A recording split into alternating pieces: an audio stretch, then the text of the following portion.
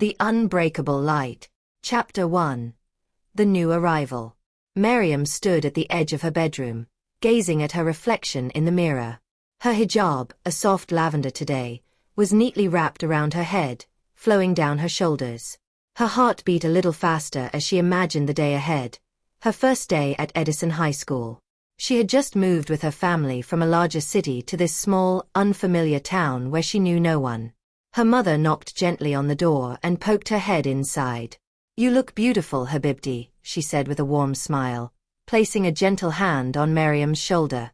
"Just be yourself. They'll see what a kind and smart girl you are." Mariam nodded, but inside, she couldn't shake off the knots of anxiety twisting in her stomach. She hugged her little sister Aisha, before heading out the door, feeling a little pang in her chest as Aisha's tiny hands clung to her. The town was quiet, the air crisp with the last of autumn's chill.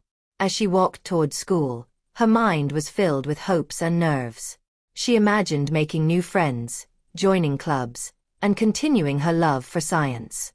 But when she arrived at the school gates, she immediately sensed the eyes on her, curious, judging, some even unfriendly.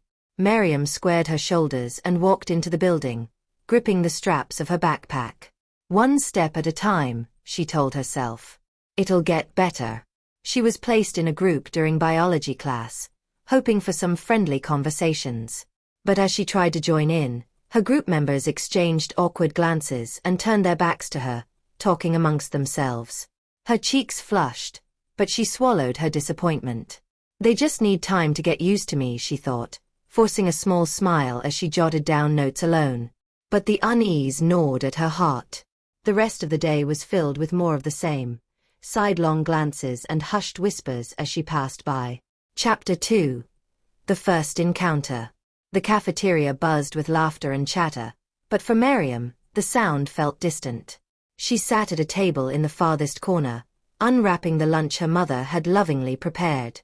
She glanced around, searching for a friendly face, but saw only unfamiliar eyes that quickly looked away. A shadow fell across her table, and Mariam looked up to see Jessica standing there, flanked by her friends, Ashley and Madison.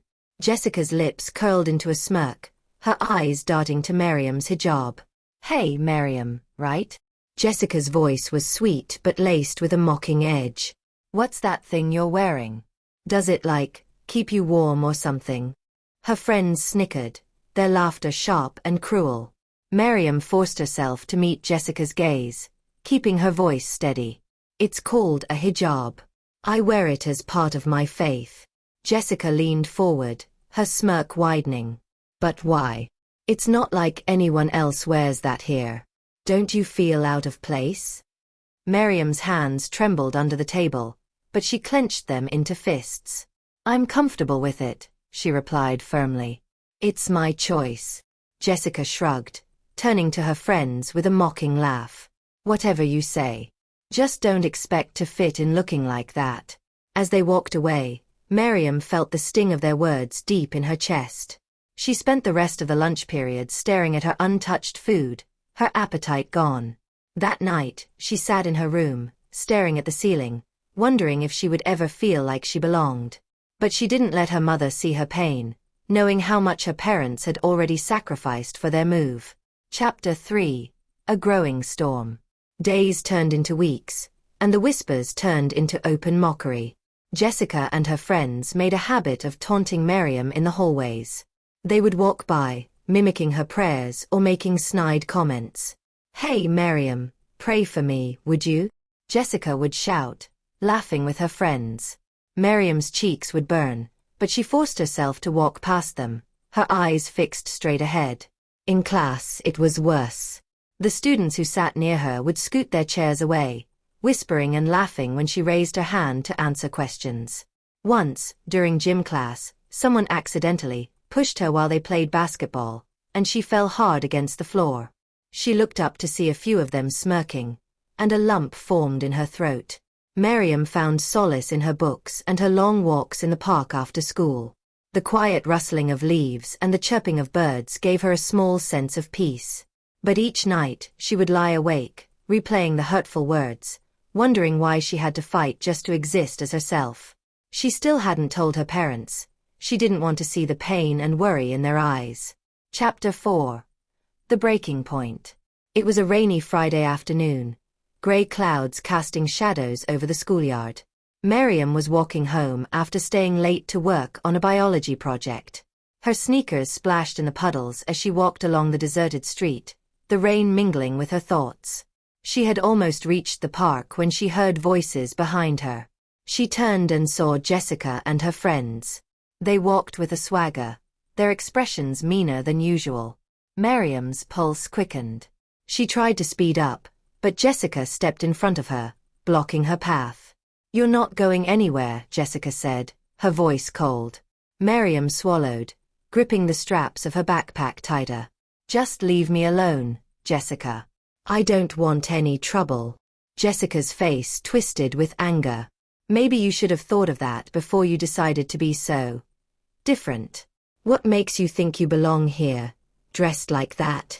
Before Mariam could reply, Jessica lunged forward and yanked at Mariam's hijab, pulling it off. Mariam's hands flew up, trying to shield her head, but it was too late. Her hair tumbled loose, exposed to the cold rain. The humiliation burned through her like a wildfire, leaving her frozen in place. She could hear the girls laughing, their voices echoing in her ears. Mariam snatched her hijab back, her hands trembling. Tears streamed down her cheeks as she wrapped it around her head, her fingers fumbling. Without another word, she ran, her vision blurred by the rain and her own sobs. She ran all the way home, feeling every bit of dignity she had left slipping away with each step. Chapter 5. Facing the Darkness. That night, Mariam lay in bed, clutching her pillow as silent sobs shook her body. Her mother noticed her swollen eyes and finally coaxed the truth from her. Mariam's voice broke as she recounted everything. The cruel jokes, the shoves in the hallways, and finally, the incident in the rain. Her mother's face crumpled, tears filling her eyes as she held Mariam close. "I'm so sorry, my dear. I wish I had known," she whispered. "You shouldn't have had to go through this alone." The next morning, Mariam's mother marched into the school, demanding a meeting with the principal. Mariam sat beside her, feeling a knot of anxiety in her stomach. She was afraid that speaking out would make things worse. But as she looked at her mother, she saw a fire in her eyes that gave her strength. The principal listened to their story, his expression growing serious.